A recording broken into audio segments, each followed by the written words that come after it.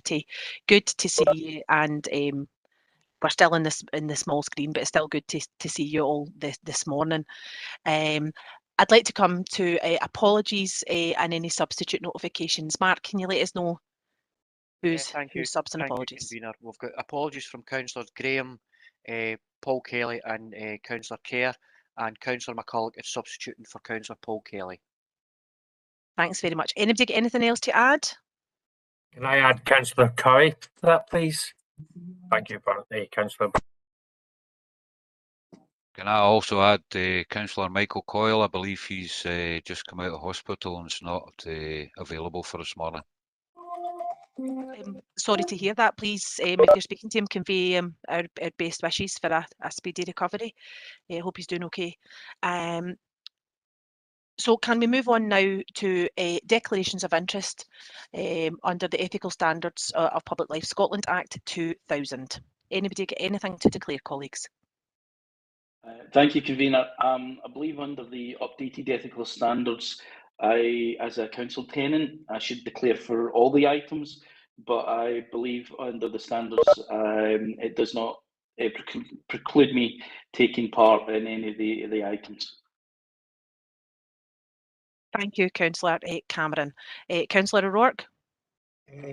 Items A and B as a member of the Mayor's Board.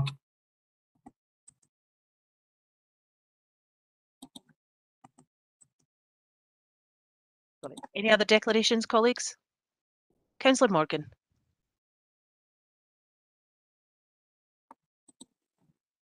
I'm off mute, Convener. Yes, you're off mute. Good morning. I'm quite taken aback there that as council tenants we have to declare an interest. I'm not aware. I'm a council tenant, have been for life, and I'm not declaring an interest. And the reason for that is I'm not being intransigent. It's because tomorrow we're setting the council tax. So if you take the principle that we are paying council tax, there should be a full apology from all councillors tomorrow who are paying their council tax. So I'm not declaring an interest, and I'm taking part in any discussion and in any votes. I don't think there would need to be an apology from members regarding council tax, just a declaration should it be required. And if anybody requires clarification on what should and should not be declared, please take that up with the monitoring officer, Archie Aiken. Yeah, but I want it recorded that I am taking part in this. I've done all my life as a council tenant, and I see no reason why I should be declaring an interest as a council tenant. We are all council taxpayers, so if you take that principle, if you're paying towards the HRA, if you're paying towards the non-HRA, the council tax, we should all be declaring an interest tomorrow and leave the meeting. It's nonsensical. Thank you. Councillor Morgan, I'm not going to get in a dialogue and debate about it. As I said, if you want to discuss anything to do with ethical standards, please take that up with the monitoring officer and reflect on the updated guidance that has been provided to us. Thanks very much. And just to remind colleagues, if you're not contributing, can you put your microphones on mute? Thank you very much. Can we move on to agenda item 2, the first item proper under operational, and it's the North Lanarkshire Federation of Tenants and Residents annual grant funding. Stephen, can I come to you on this item, please? Thanks very much, Convener. The North Lanarkshire Tenant and Residents Federation is the largest tenants representative group in Scotland. The Federation was established formally in 2006. However, the Federation has actually been in existence since inception of the Council in 1996. The Federation currently works really closely with the Housing Service and also the wider services of the Council. There are currently over 60 tenant and resident associations that are actually part of the Federation. The Federation has developed a 4-year business plan which sets out their aims and objectives up to 2025, and these are aligned to the Council's tenant participation strategy. The Federation has successfully achieved their aims and objectives over a long number of years, and I want to put on record my thanks to the members of the Federation for their commitment and dedication protecting tenants' rights. You'll see from table 1 of the report that the funding the Federation has received has remained pretty steady since 2006. In real terms, it's actually a significant reduction that they've had. So for what they do, for what we pay, then it is good value overall. The Federation are currently renting offices in a private facility in Coatbridge. Federation contacted the Council asking for an increase in their grant and that they were looking to move to council facilities at the Dale Building in Motherwell. In order to fund the additional cost of rent, then it requires approximately £17,000 over the next 4 years, which can easily be accommodated within the current budgets of the service. I'm happy to take any questions or any conversation any member has. Thank you very much. Matt, can I highlight that the chat bar that Councillor Lennon has articulated a declaration of interest? I appreciate that that needs to be actually verbally inputted at the committee. So Councillor Lennon, can you declare your interest and state your reason? And then we can move on to the debate proper if you need to be removed. Thank you. Yeah, thanks very much. I was late in signing on there, so I didn't get the opportunity to declare this. I need to submit a declaration of interest due to the fact that my wife works for the service, so it's just to make sure the committee's aware of that. I don't intend to participate in any dialogue on it. Thanks very much, Councillor Lennon. Councillor Morgan. Thanks, convener. I agree with Stephen that the positive aspects of this report are the biggest in Scotland. That's because we're the biggest social landlord, so on and so forth. But once again, I have to ask a question on the premise or the old axiom, he who pays the piper calls the tune. This is only one aspect of the Tenants and Residents Federation. I see that they've put together a 5-year plan. But putting together plans has to be sourced or resourced. This is only one aspect. This is about rent. It might look as though it's for an £8,000 increase in rent and changing of accommodation. But when you take on board the staffing costs, the conference costs, and all the other ancillary costs behind us, the Tenants and Residents Association comes to quite a significant sum. So could Stephen or any officer through yourself, convener, please clarify for me? By definition, tenants pay rent. And on this report it's saying that this latest request is coming from the Housing Revenue account. What contribution is coming from those individuals that participate in this organisation or these organisations that don't pay rent?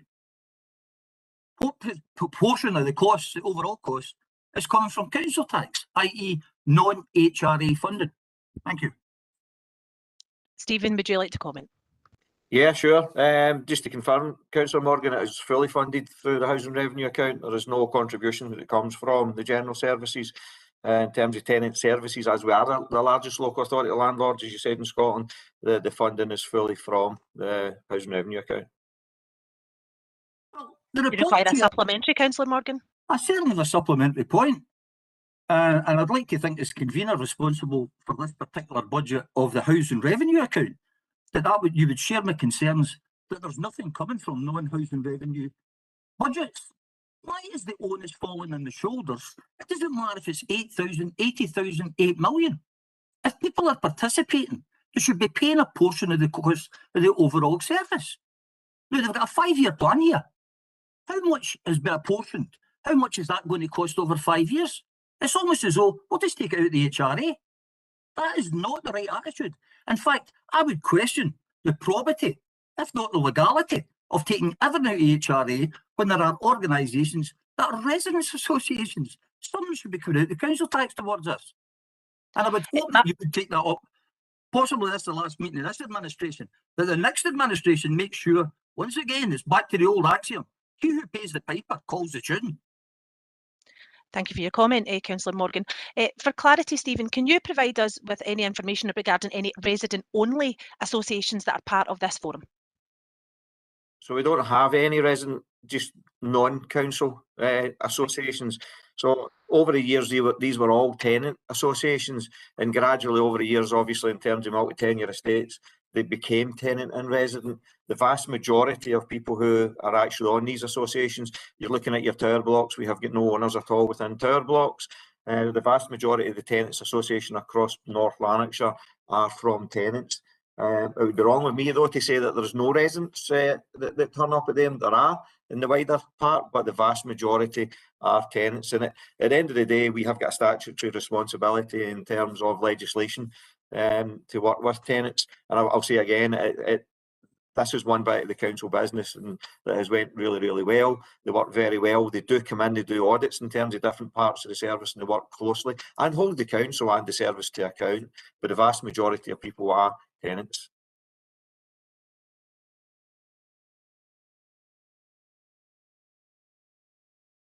You're on mute, convener. Sorry, I think thanks for your input, Stephen. The scrutiny work that the Tenants Federation do is immense. They do, and during the pandemic, they actually upscaled the work that they were doing about reaching out across our communities in North Lanarkshire rather than actually downscaling that. So from my perspective, I believe that they are a critical friend of the service. They ask us difficult and challenging questions, but they also facilitate the priorities and help us to communicate widely to our tenants. So I'm very supportive of the recommendations within it, and we are of course astute to the fact of the role of residents within it, but we're also not going to split up communities who are providing positive action and neighbourliness in the work that they are doing. So colleagues, the recommendation, I don't see any other questions in the chat bar, colleagues, so the recommendations are to approve an increase and support the work. So we're looking for 2 approvals and a note on page 5. Can I have your support on that, colleagues? Thank you very much. I appreciate that. Moving on now to item 3. It is the scheme of assistance. Andrew McPherson, can I come to you, please?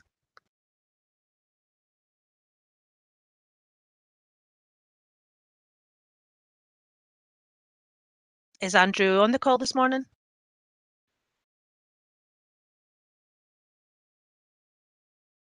Convener, I don't see Andrew in the list of participants on the meeting at the moment. Okay, I'll take this item, and officers can, it's disappointing that Andrew's not here. Ultimately, colleagues, we took the decision last year at budget time to reinstate the grant assistance programme, and this is to make sure that the scheme of assistance and the legality side of the authority is in place to enable owners to seek grant support to enable Common Works to undertake. The paper is before you. If anybody's got any questions, we'll take it and I'll go ask officers for their support in answering. But it's basically a mechanism to enable that grant programme to support Common Works in flats and closes and other shared area properties. And we've got 1 approval required for that. So any questions, colleagues? Item 3, Councillor Morgan. We had a reinstatement of the grants for owner-occupiers, and later reports touch on this as well. But it's back again to seek clarification of where this funding's coming from. On page 14, section 1.3, the phraseology that's used is that it will be delivered by the Regulatory Service and Waste Solutions. Am I correct in saying, just for the avoidance of any doubt here, that it will be delivered and funded by those particular budgets in those particular departments? This is not HRA going into grants paid out by other departments, I assume. That point needs clarification in the report, Chair. Thank you. Thank you very much. Can I have Stephen or Greg to assist in the answering of that comment, please?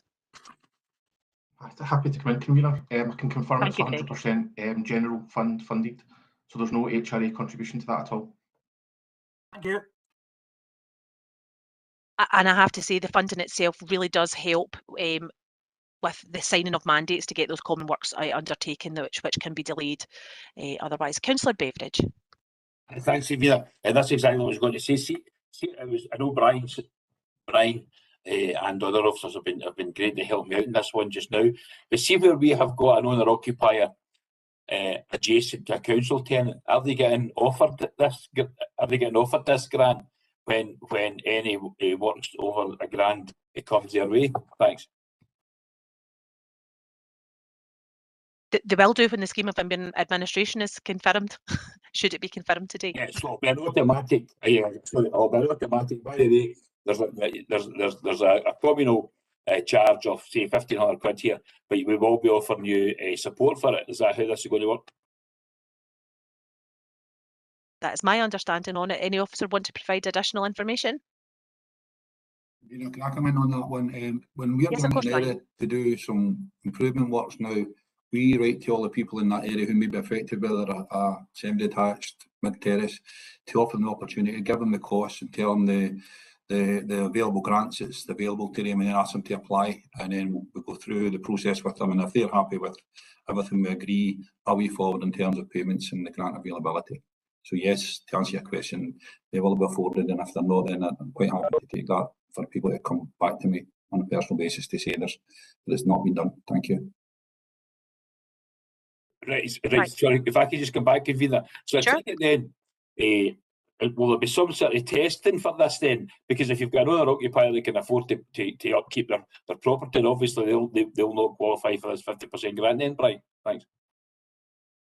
What happens there, councillor, is the offer of the grant goes out. I think they get different levels of portion of the grant from 50% to 75%, depending on circumstances, and they got a period of time to pay it. I'm not 100% sure if it's been tested, but I'll check it out and I'll come back to you individually on that one, Councillor Beveridge. Okay.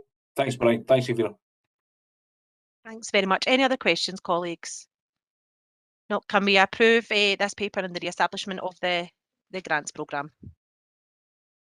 Thanks very much for your support. Moving on now to item 4. It's going to Brian regarding the Housing Outline HRE Capital Programme. Brian. Thanks, Kinnear. This is the annual report we bring to committee every February outlining the plans for the coming year for the capital programme. Committee will recall that in May 20 we brought the 5-year plan and was proposed spending 266 million on the housing stock for 5 years.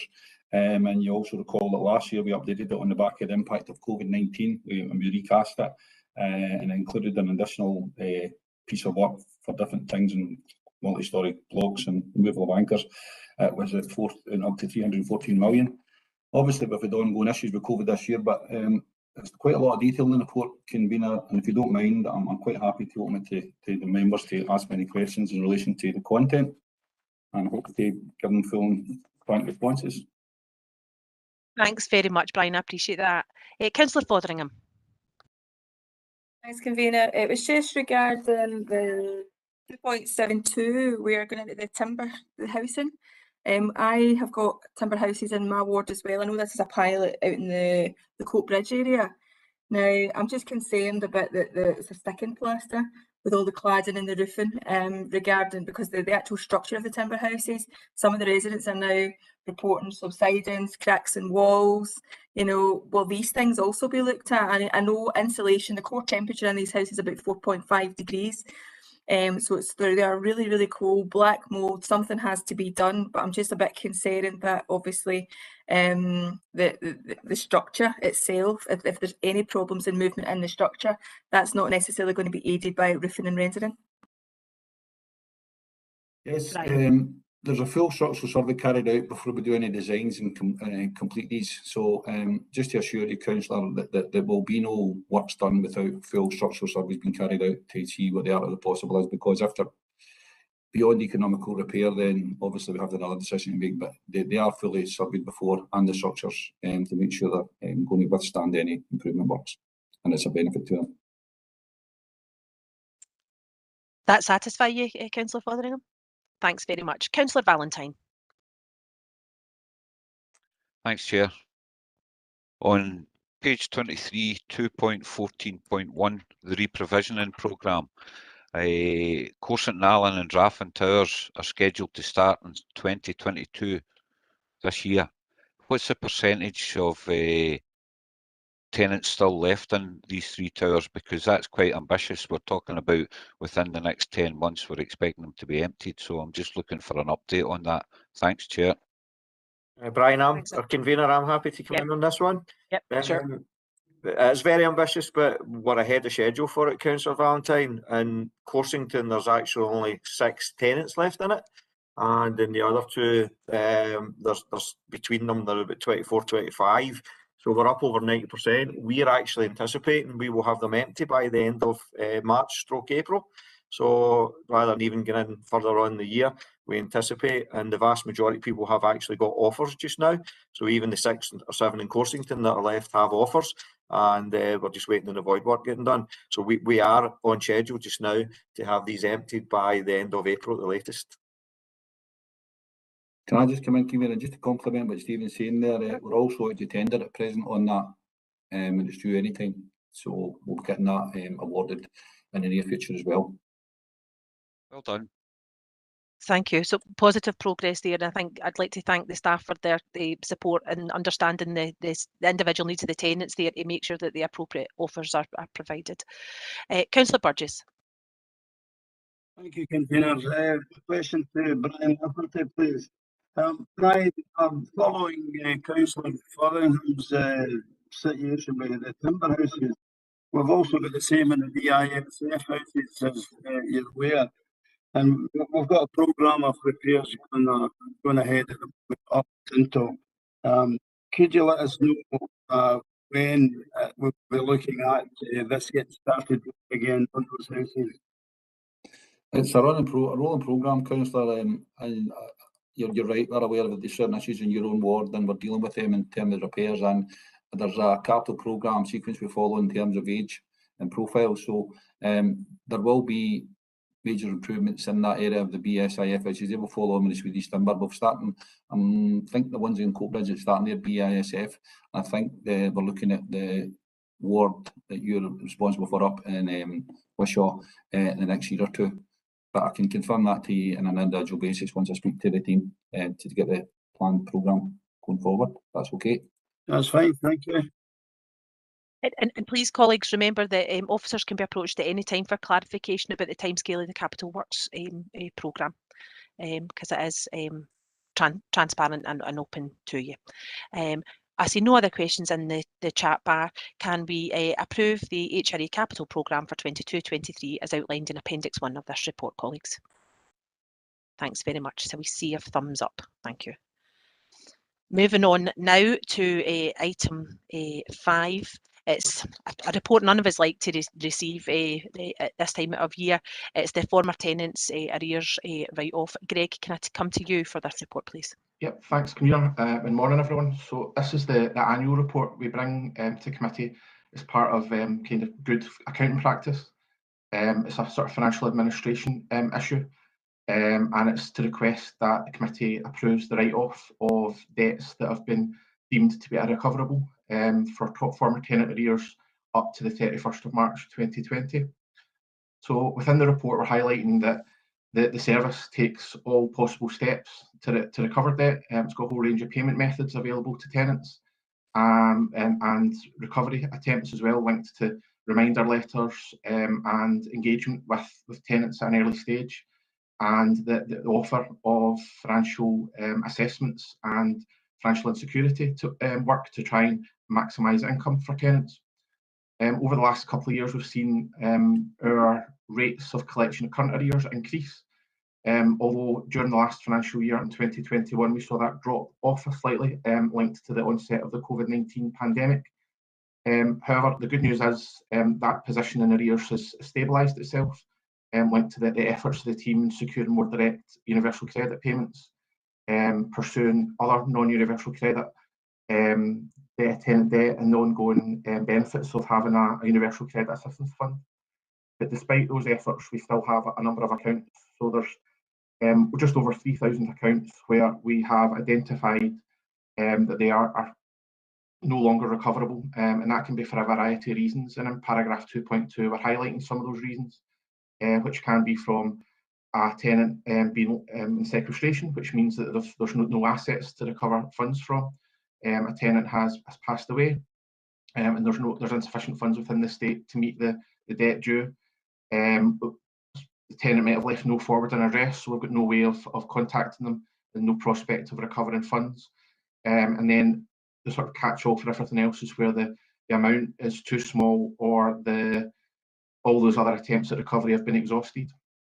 So the table in 2.3 provides an analysis of the £3.56 million that we're looking to write off this financial year, and that's for around 3,000 tenancies, as I said. The paragraph in 2.4 provides an analysis of where we've been in the past few financial years. That's a comment that previous committees have made around about providing that background detail. So as you can see, the write-off as a percentage of the total income the current financial year is similar to the write-off that we had last financial year, and that's indicative of this sort of plateau that we're seeing around about the sort of debt levels as people merge onto or convert to universal credit. So just one sort of final thing, the service will continue to seek collection of outstanding balances if the circumstances of the tenant or the debtor, alter and recovery is then deemed practical. And sorry, one last thing in terms of financial implications. There's no new financial implications in the current financial year for this, because in closing down the accounts for the 2021 financial year, we made a provision for this doubtful debt, and that means it doesn't have a hit to the HRA every year, and we budget for this every year as well, because it's a sort of standard practice that we expect to have a level of debt that's not going to be recoverable. I'm happy to take any questions. Thanks, Greg. That's appreciated. Colleagues, do you have any questions? I'm not seeing it. Councillor Burgess, see yourself. Thanks, Convener. Greg, could you explain to me on the point on the table on 2.3, the bottom 3 items of liquid securities, no forwarding address and recovery exhausted. Is there any chance that these figures are mixed into the abandoned, deceased, evicted? Because it looks to me as if you've got a kind of double header there as to, if they're not there, should they be in a recovery exhausted part? Greg, were you able to get the gist of the question and clarification request? I hope so. Aye. So there's a judgment call made when we're assessing why a debt should be written off. Now, the ones where it's recovery exhausted, it tends to be where the rent team or the housing rent team have gone through a certain amount of the process, and it's even got to legal services, and they've made an assessment because of the value of it, because of the information that they've got available, that it can't be recovered, or it's not likely to be recovered. So we make an assessment of the costs that would be incurred in seeking that recovery through legal fees or legal action, sheriff officer fees, and compare that to the debt that's outstanding. So there might be where there's maybe more than one reason, but what the team will do is they'll identify the main reason for the debt not being able to be recovered. So I can't promise and I can't guarantee that there are some that maybe could be categorised somewhere else, but what they do is they pick the main reason for that debt not being recovered. So hopefully that's helpful, and hopefully that answers your question. I'll come back to you, Greg, if you don't mind later on. Convener, sorry, can I just add to that as well? Of course. In terms of abandoned, Councillor Burgess, there's a formal process when a property is abandoned. That the council will actually serve notices, and we will actually terminate the tenancy. So there is a formal process for an abandonment, and for that to be part of the criteria. No forwarding address ultimately is when someone actually hands in a key to the office but refuses to give their forwarding address. So it happens where somebody will turn up, hand in a key, and they disappear and they've left. So technically that's not abandoned because they've actually terminated their tenancy and handed in the key. So as Greg said, that is a judgment call though. The officers are going through the different criteria, it's there, but there is formal reasons for why you should pick abandoned or no forwarding address. That's fine, Stephen, thanks for that. But I still am trying to get my head around the fact that they're all in a ballpark figure at the bottom. And we're losing £3 million a year, well, over the last 3 years. That's 10 million quid coming on, and it's a lot of money. So I'd like to know that it's near enough right. So I still would like to Councillor come back to you. Burgess, if I can, by way of comfort, is there's a memory in housing debt, which means if somebody comes back to the service at a later date to apply for a house or whatever, that debt is still there for them to clear as well. So you know, if you've got a specific question that can't be answered at committee today, please take that up with Greg or Stephen, and we'll get that clarified. That's all I want to do. Thank you. Thanks very much. And just to say, Councillor Burgess, you're actually on the meeting twice, so you may actually be getting feedback at points. I can't get the camera off. Okay. Thanks very much. I don't see any other questions on this report. The recommendations are on page 29. Can we approve those, colleagues? Thank you very much.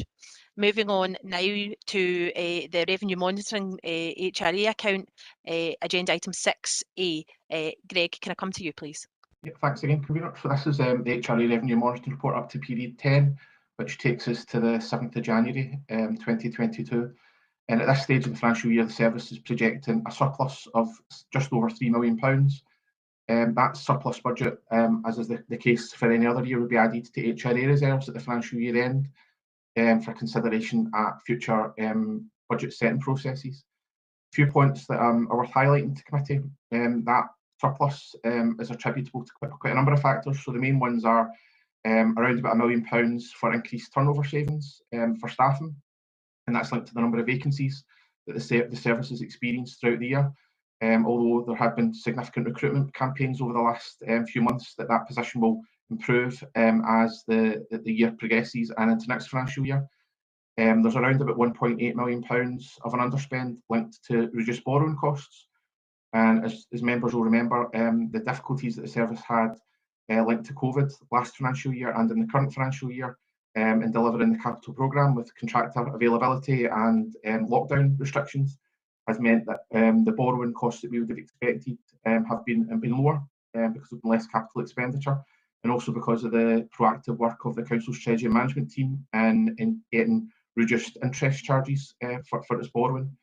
We've also had an underspend of around about £300,000 in admin costs, and that's linked to reduced legal and sheriff officer fees as some of the legal action around about tenancies and evictions has ceased or has been removed because of Scottish Government legislation.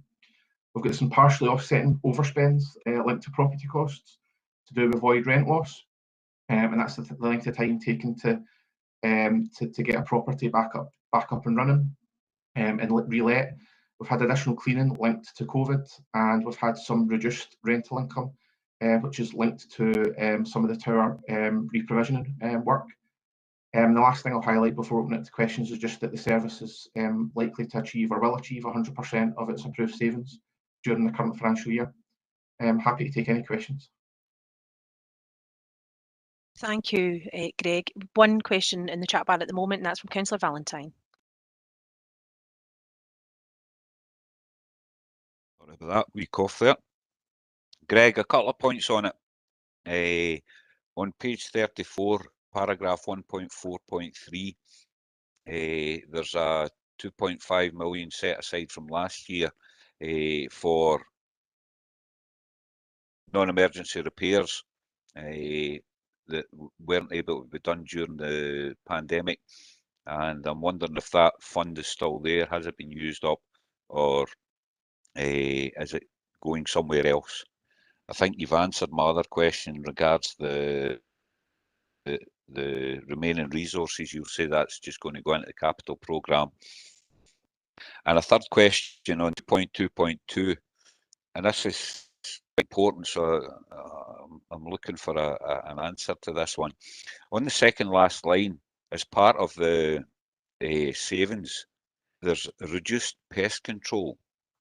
Now, this council at the moment, or councillors all over this council at the moment, are being inundated with requests for pest control regarding rats and things like that. And I was just surprised to see that comment. I know it's not a lot of money, however, and I'm not sure if you can answer that one, Greg, but I'm looking for a reason why we have had reduced pest control during that period. Thanks very much, Chair. Thanks, Councillor Valentine. So on paragraph 1.4.3, so what I've highlighted in the report is that at this point in the financial year, we're not expecting there to be an overspend in the repairs programme.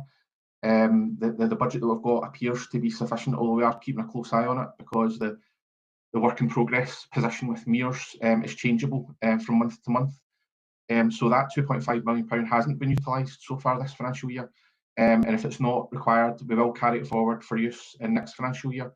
And Brian's team would be able to call down on that if there is a point in time where we have additional demand for non-emergency repairs. So I can give you that assurance that will continue to be carried forward.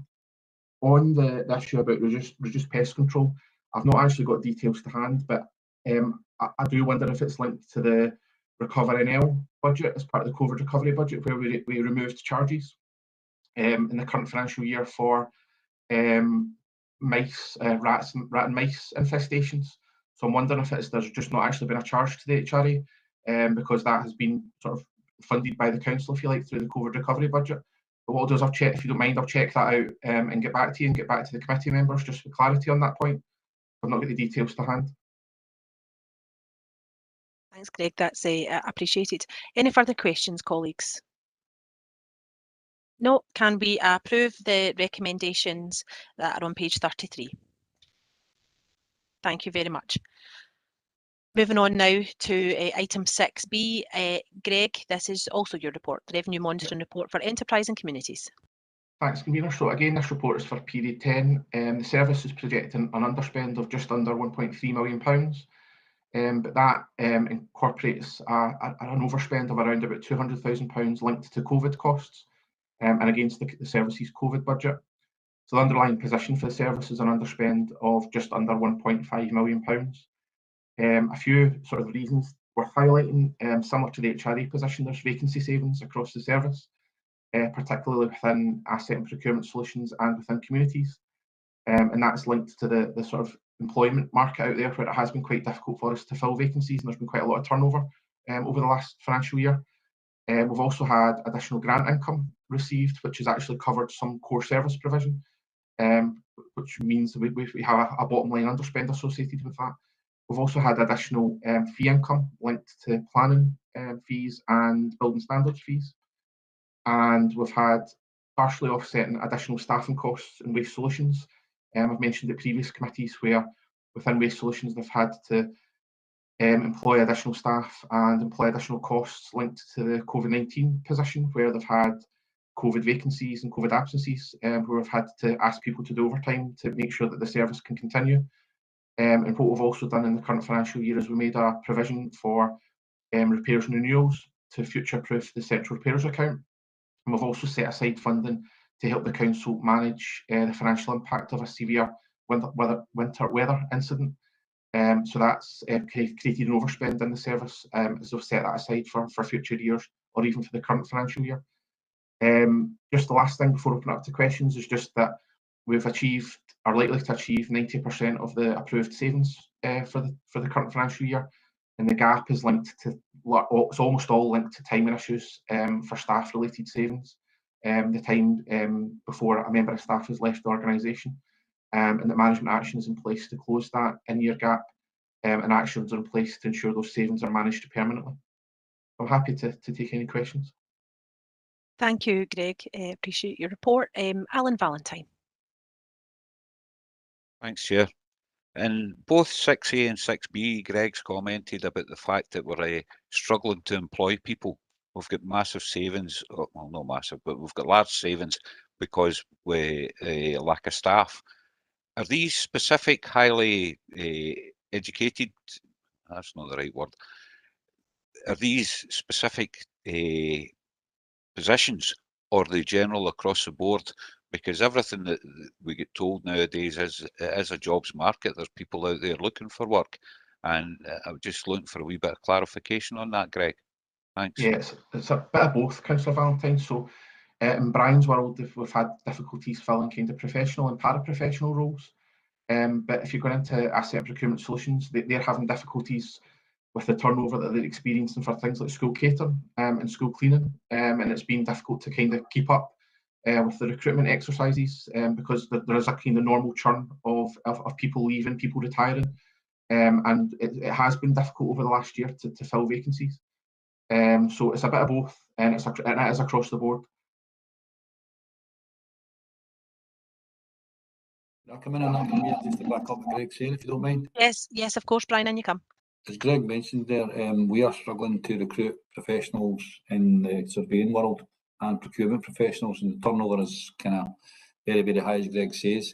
Part of that's to do with the private sector are paying for some of the roles now, and I heard the other day that surveyors have been offered 50% more than we're actually paying at this stage. But as a council, we've got a pay structure we have to work within, and we have to consider with existing employees within those pay structures and the knock-on effect that would have should we start to increase our pay salaries. And we're in line with all other local government agencies in terms of other councils and what we pay in the structure. So yes, it is testing times, and people have got a wider choice, and some of them look beyond the public sector and go to the private sector for the immediate increase in the pay. And we do try to put in the adverts about the terms and conditions working for a local government, and the good terms and conditions, the annual leave, special leave, and all the kind of pension attributes that the working for the council brings with. But unfortunately, it's a difficult time for us just now. We've actually changed the way we're advertising in some instances for, maybe going job share for looking for people who may be in the latter years and they're coming to retirement who maybe want to maybe do a part-time job. And we're looking to recruit that way as well. So we are conscious of it. HR are looking at it, and we're exploring every avenue to find and attract the right people. Thanks for that. I hope that gives comfort. We're an ambitious authority, and I hope that we're being as proactive as we can. I know that certainly having spoken with other sections that is very much the case. And I think as we look at the ambition and the Invest in North Lanarkshire approaches that we're taking to just sell what we're doing to the wider world, that along with the excellent terms and conditions will bring the right people in to the organisation. And of course, our family-friendly working policies for our employees is an advantage there too. Any other questions on item 6B, colleagues? No. Can we approve the report and the recommendations on page 41? Thank you very much. Moving on now to the capital monitoring report for HRA. That's item 7A on page 53. Greg, can I come to yourself, please? Yep, thanks again, Convener. So the first part of the report is around about the HRA mainstream capital programme, and at this stage in the financial year we're currently projecting an underspend of around £13 million. And as I've highlighted to previous committees, that's entirely as a result of a number of external factors, but they're primarily as a result of COVID-19 restrictions and ongoing COVID-19 impacts on the construction market, with volatility in prices, volatility with labour supply and volatility for raw materials. And that has continued throughout the financial year, despite the end of lockdown restrictions early on in the financial year. That position's not been unique to the HRA, and we've seen it in the General Fund Capital Programme as well, where they've experienced similar issues. The assurance I can give is that the service has worked really closely with contractors and reviewed its work profiles in an attempt to accelerate activity where it's been possible. But the overall position still reflects an underspend in the current financial year of £13 million. As Brian highlighted earlier on in the HRA capital budget report, the intention is that expenditure will be reprofiled to future years of the capital programme.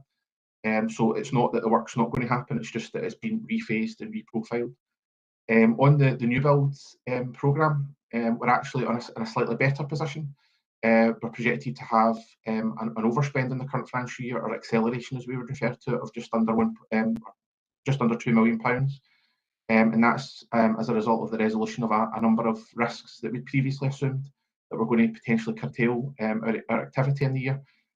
So the service in the new build programme is actually a bit ahead of where we thought it might have been earlier in the financial year. However, for the open market purchase scheme, it's the opposite, where the sort of market that we've had and the sort of delays in conveyancing means that we're expecting an underspend of around about £1.4 million in the current financial year. And that's reflective of the number of properties we're expected to bring back into council ownership by the end of the financial year.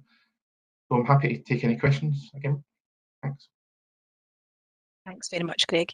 I'm not seeing any questions in the chat bar. Colleagues, do you have any questions on this report? Oh, questions are coming in now. Councillor Valentine, please. Thanks, Chair. I'm not sure if Greg will be able to answer this one, but in page 55, paragraph 2.1.3, in the middle of it, of that paragraph, there is a comment about contractors experience increasing cost difficulties sourcing materials. And so far to date, one contractor has ceased all programme activities for NLC due to access and material costs. And what I was really looking for there, it states contractor. Now, I don't have to know who the contractor is if that's, for some reason, it can't be known. But is it a large contract or is it a small contract? What we need to know is one of our major contractors decided not to work with us anymore for whatever reason, costs or whatever. So I'm just looking at the size of the contract that this contractor has left us on. Thanks, Chair. Chair, I can answer that if you're okay. Brian, thank you. It is quite a large contract. There's no secret who it is. It's Sidey, and then they're now another contractor, Walkers, who have ceased works. To be fair, the Walkers are still keeping the works going on emergencies. They've asked for a substantial increase. There's a process in place with legal procurement to evaluate the information they submit to us, and hopefully in the next 2 or 3 days, the next 2 or 3 days or next week, we can get to the end of that discussion.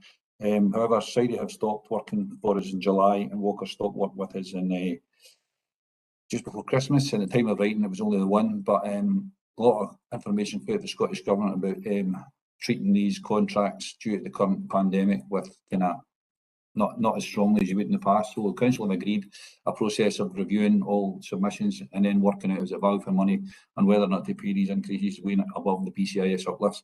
So we're in the process of speaking to these people. It is, as you understand, PVC units. I'm not going to say it's work that doesn't require done, but I've actually toyed with the idea of maybe suspending the programme till things settle down a wee bit. But we will continue to fit emergency situations if they arise, because we still have one contractor working on those contracts for us out of 3, could be 3 lots, and they continue to work. We've agreed an uplift with them, which seem to be value for money. We're in negotiations with the other 2 contractors to take this forward to see how we can get a resolution to it. But it's emergency works will continue. I can give you that assurance by hook or by crook, and we will conclude the negotiations with these 2 contractors in the short to medium term. Thanks very much, Brian. Alan, do you want a supplementary to that, or does that satisfy you at this time? I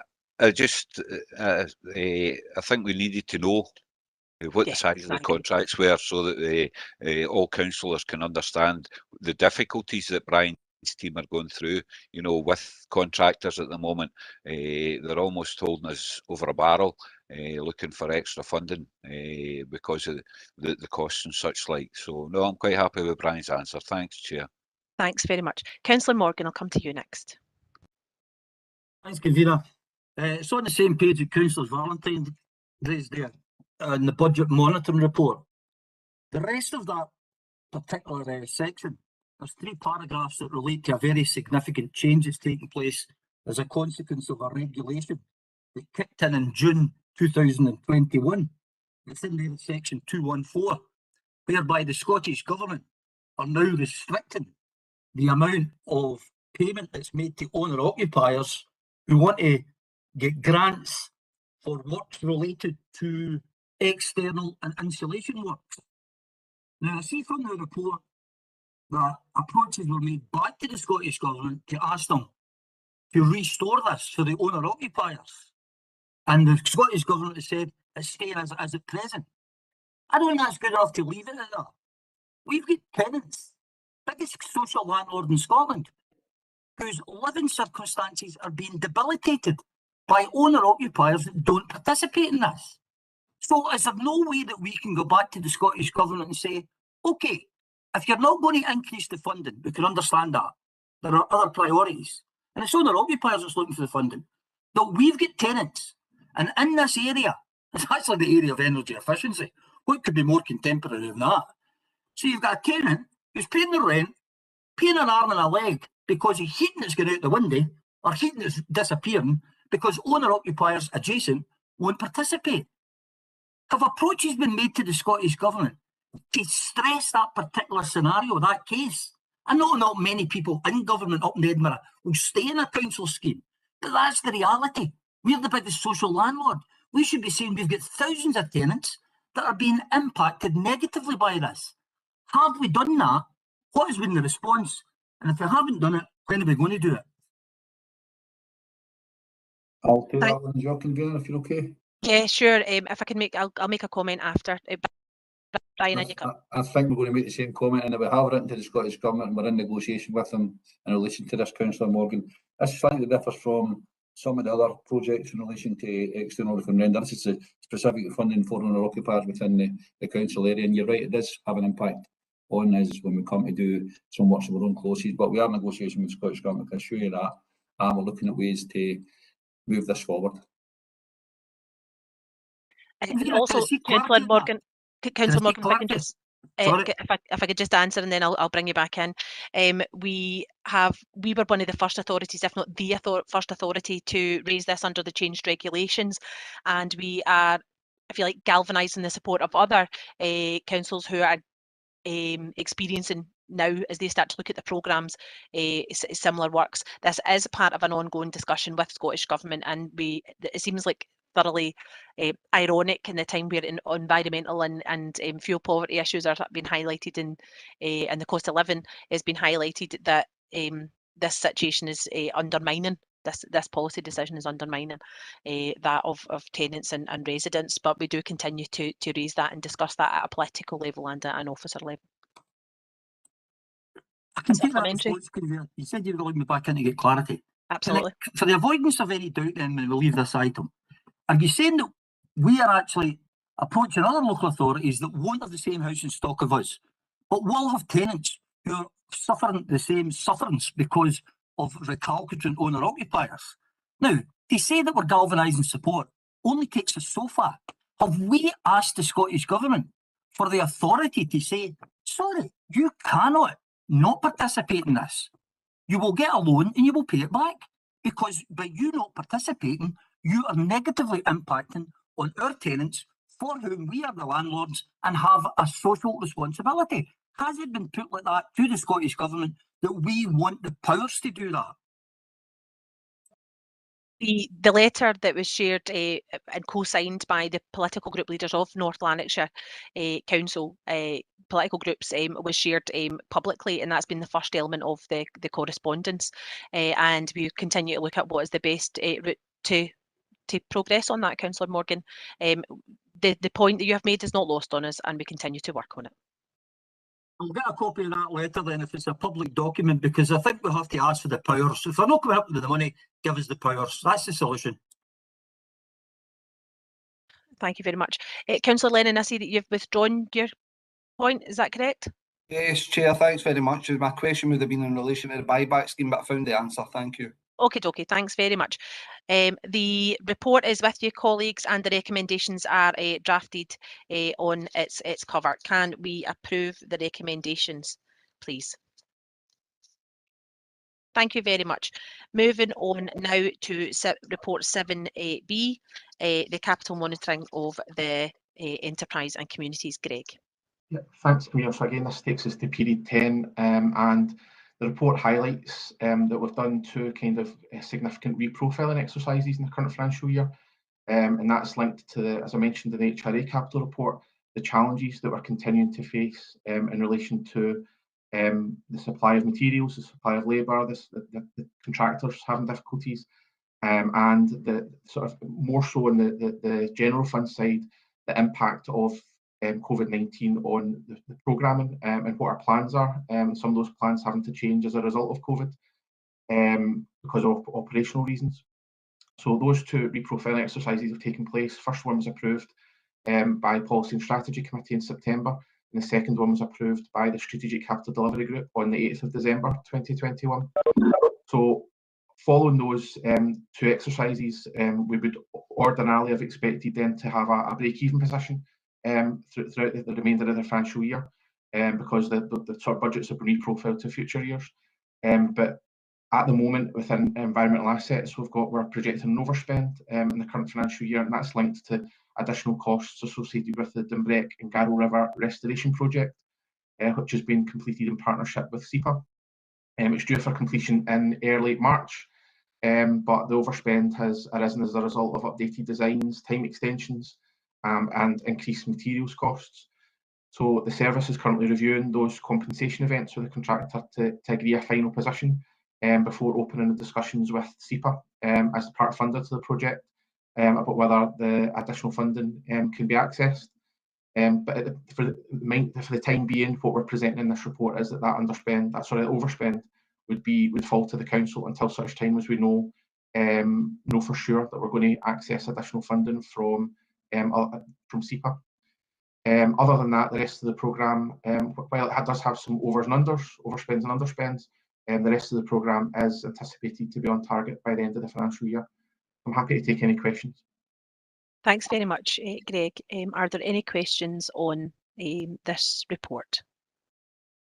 I've not seen any questions. Thank you very much for that. The recommendations are on page 61. So if we could acknowledge the financial position, colleagues, can we agree that? Thank you very much. Can we now move on to item 8A? And I'm aware we've got some declarations of interest in this. Item 8A is the new supply programme. Pam, can I come to you, please? Thanks, convener, and morning, everyone. Yeah, this report is just to move forward with a number of procurements to address the new supply programme. The procurement rates were previously agreed by the committee, and this is now the next stage of the process. Members will be aware that some of these sites have been particularly challenging in terms of being able to move them forward, particularly in relation to some Scottish Water issues. So that is reflected in the cost, along with the other reasons and challenges that I think we've previously outlined to committee in terms of current tender costs. So the three that are recommended within the report, which are in terms of Laburnum Road, to progress to get a finalised tender figure based on the feasibility prices that are outlined. The other two are to move forward to approve the award of contract, obviously subject to certain other matters being finalised, including at Castle Hill Road to secure the full planning permission for that site. And the final one is at Berwick Street and Coatbridge, which is again to move forward to award the contract at that site. And that is one of the ones, as I said, we've had some particular challenges with Scottish Water. So the other procurement that was previously approved was to look to direct award to a contractor for the smaller sites, or two smaller sites, one at Glenboig and one in Cumbernauld Village, which is adjacent or part of the former primary school. Unfortunately, the costs that came back were particularly high, and we couldn't demonstrate value for money on those on the basis of the direct award. So we are going to go out to tender for those projects. Obviously, that will delay the progress of those sites a wee bit, and we're not necessarily confident we will get cheaper prices, but we need to be able to demonstrate best value. So that process is underway at the moment. I'm happy to answer any questions, convener. Thanks very much, Pamela. That's appreciated. Are there any questions on item 8A? It's a succinct but detailed. Councillor Valentine. Thanks, Chair. In regards to the issues with Scottish Water, have they been solved in a general way, or is it a site-by-site basis? Because obviously you have more than one site within your provisioning that you're having issues with Scottish Water. So is this an overall fix or just a specific fix for these? Thanks, Councillor Valentine. It has to be on a site-by-site basis, which is clearly why it can take quite a long time, because we're having to look at various solutions and options and agree them with Scottish Water. So it has to be done on a site-by-site basis. Having said that, I think there has been a wee bit of movement or sort of I was going to say relaxation. I don't know if that's quite right, but certainly accommodation by Scottish Water, and they are looking at where we can demonstrate sort of betterment on by containing water on the site and looking at other measures. So they maybe been a wee bit more flexible in terms of the solutions, because their starting point is that we have to basically connect to we can't connect a combined sewer. It has to be surface water, and quite often they are considerable distances away from the site and cross private land, and that's been really challenging. So we are now hopefully able to agree some alternative solutions. The only thing I would add to that is that the Scottish Government have been relatively supportive in terms of being willing to consider additional grant for where we can demonstrate that we've had these additional costs as a result of these issues. So we have submitted additional grant claims to the Scottish Government, which hopefully will be favourably received, and we'll get additional grant to offset some of the additional costs to the council. Chair, nice to see the Scottish Government helping out now and again. Thanks. Yes, indeed. We've spoken to now 3 ministers in the process, and I think that's helped develop the extended understanding that councils in particular are facing. The Scottish Water, because obviously Scottish Water is a government agency too, so it's to a mutual benefit for these things to be expedited. Convener, you're very quiet. My wee microphone was up high because I took a drink. I was just saying that we have been working with other councils to articulate this issue to government ministers. I think we've spoken to now 3 ministers on it. Between that and officer engagement with civil service, I think that's assisted the understanding and indeed our ability to access more grant for each of the sites on that. So indeed, positive collaboration there. Any other comments on this report, or can we approve the recommendations on page 65, colleagues? Approve the recommendations. Thank you very much. Moving on now to item 8B is the contract awards. Brian, can I come to you, please? Thanks, Convener. This contract award for the MPC gas heating system replacements we're out to tender in 2 lots, and we'd like to approval to award for lot 1 to Gas Call Services and lot 2 to Saltire Facilities Management. It's a standard report, all the information is on the report. I'm happy to take any questions. Thanks very much, Brian. You have the report before you, colleagues. It's a contract approval. Alan Valentine, can I ask you to come in, Councillor Valentine? Thanks, Chair. My concerns here, previous to this contract being set up, Saltire had all of the this contract, and now we're splitting it into 2, which in principle I don't have a problem with. But does this mean that Saltire staff, which are residents in North Lanarkshire, they're not an external company or anything like that, are going to lose their job because this has been split up?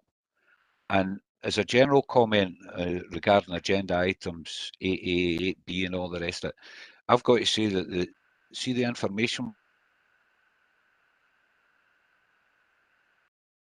about fair work practices, how they're being levied, all the percentages and such like, the information is excellent nowadays. It gives councillors a really good perception of what goes on. But first point, anyway, the question on that. Thanks. Thanks very much, Councillor Valentine. So, Brian, can you respond on the lot issues? All contracts that go out from the council are subject to TUPE, and so if Saltire, Gas Call may approach Saltire in relation to TUPE transfer and would probably take those people on, and they have to. If Saltire decided, they'll keep their people because they've got their contracts and they will do so. But to answer your question, no, the Saltire employees will not lose their jobs. I hope that brings comfort. I see no other questions in the chat bar, colleagues. So can we approve the recommendations that are outlined on page 75? Moving on now to item 8C, which is the contract award approval for asbestos air monitoring. Brian, can I come to you, please? Thanks, Convener. Again, this is a standard report for a contract award approval. It's a 2-year contract with an extension of up to 12 months. It's an award to Environment Essentials. Again, all the information is on the report in relation to the procurement exercise that took place in relation to community benefits for workforce and the outcome of the tender. So happy to take any questions on this as well. Thanks very much. Any questions on item 8C, colleagues? No questions shown in the chat bar. Can we approve the recommendations on page 89? Thank you very much. Moving on now to item 9A, which is the proposed extension to the central heating servicing and maintenance contract. Brian, can I come to you, please? Thanks, Convener. This is the award of an extension from January 23 to 24 to continue with the heating works until such times as the enterprise contract comes into being. This is the final extension in relation to this contract, and as directed by committee previously, we will return every year to get approval to award this extension, and hence the reason the report's in front of you today. I'm happy to take any questions. Thank you, Brian. I'm seeing no questions in the chat bar. Colleagues, do you have any questions regarding this contract extension?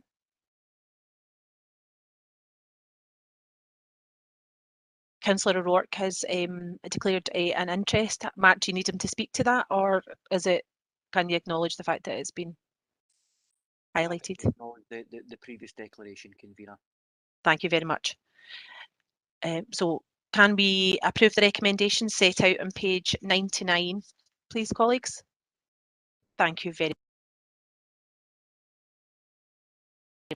Thank you. Moving on now to contract agenda item 9B, which is the proposed extension of the housing and corporate property repairs and maintenance contract. Brian. Thank you, Vera. Similarly to the heating contract, this is the contract that Mears have for the normal day-to-day repairs and maintenance, and it's the last extension in the contract. Likewise, waiting in anticipation of the commercial enterprise commercial contract coming online in January 2024, and this is the approval request to extend it for one final year from January 23 to January 24. Thank you very much. Take any questions? Thank you very much, Brian. Councillor Morgan. Thanks, convener. Convener, I noticed that this is the new setup whereby we've put the housing figures together with corporate service repairs. I have to be honest and say I've got some concerns about that. I don't see anywhere in the report that is a demarcation of a breakdown of what the money that's being asked for here is going to be for housing repairs and what is going to be for corporate services. So we talk about transparency. If we agree to this, it's another up to £50 million a year. And that runs conversely to the reports we've already received, whereby we've got underspends from earlier this year in these areas because they couldn't do repairs, and yet we've been asked to fund more to Mears. Incidentally, contracts that started out at 400 million are now up to 500 million.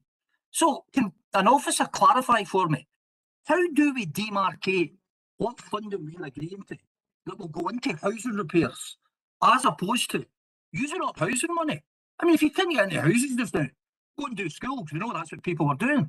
But it shouldn't be that the housing repairs account is being used to improve or do or facilitate corporate repairs. That's a totally different budget.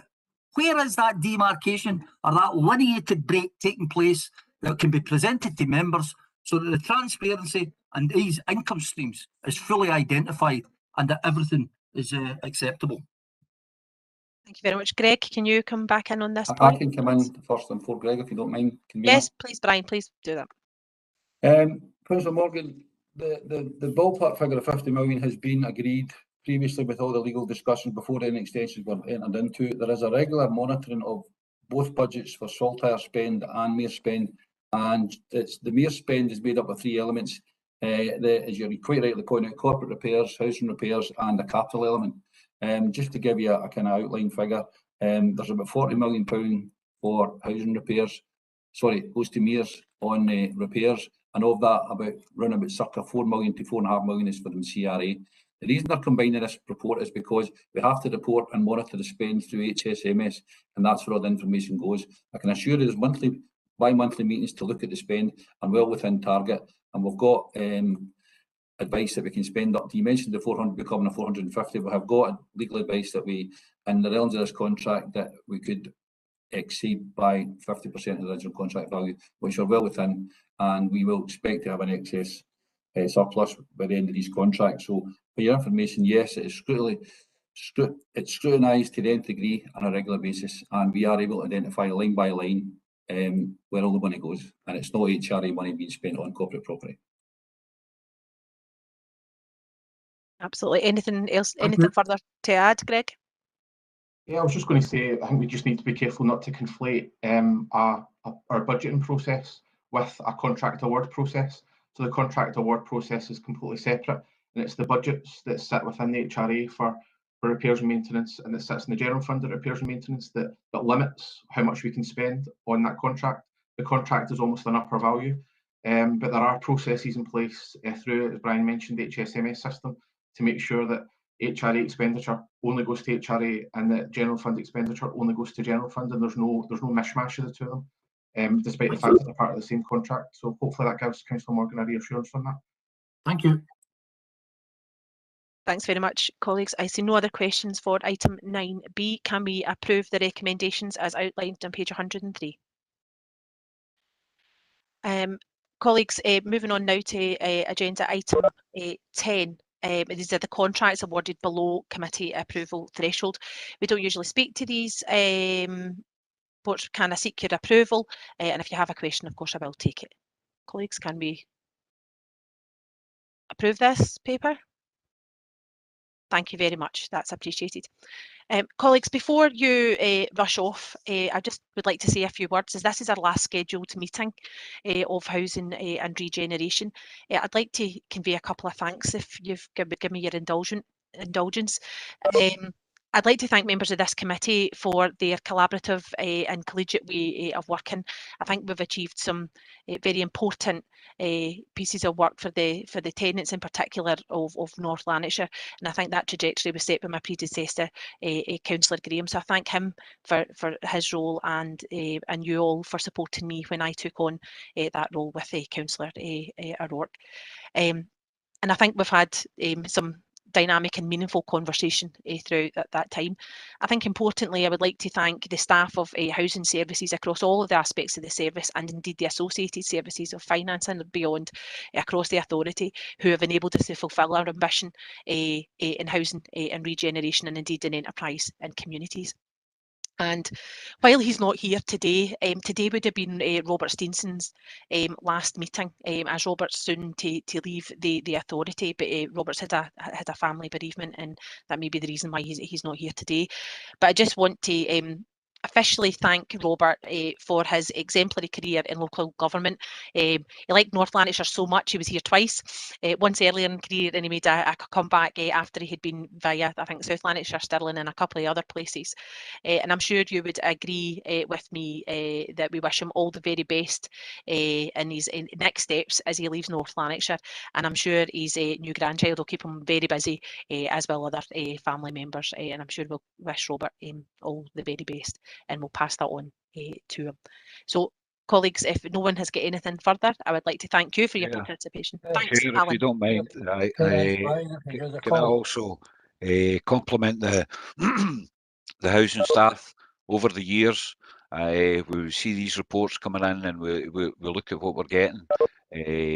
I think that the staff, between the Universal Credit Assistance Scheme, all the contracts and all the rest of it, the staff are excellent, and I think we're very lucky to have them within North Lanarkshire, and I thank them all for their help over the recent years.